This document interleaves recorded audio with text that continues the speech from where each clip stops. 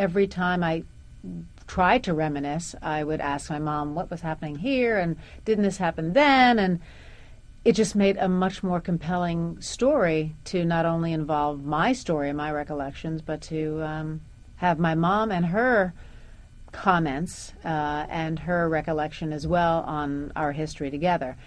And probably the second thing that really sold me on it was that every time I've had anything happen in my life, the first person I call is my mom, but also my friends say, "What did your mom say? Oh, what did Helen say? Oh, I can't wait to hear what your mom said."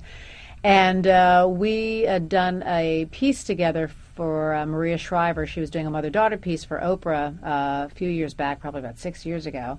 And then Oprah asked us to come back on for her final season as a mother-daughter team. And I said, there's obviously some component here that people are interested in.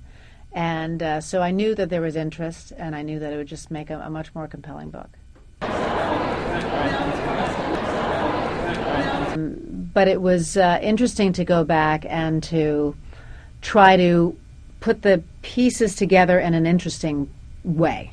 I didn't want to do a linear, this is where I was born and this is where I end up, because I knew people would automatically go to, I want to read the part about when she resigned as Miss America. I wanted to do, so I wanted to make it interesting and make the storytelling unique, and really make a distinction between my voice and my mom's voice. We wrote our pages separately.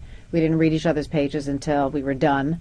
Yeah, I think, friends of mine and people that I know who have read the book have said that the one thing that they get from it is that you have to work through life's struggles and not give up, and always look ahead, look to the positive things, and try to make things as positive as you can from the negative things that come in your way.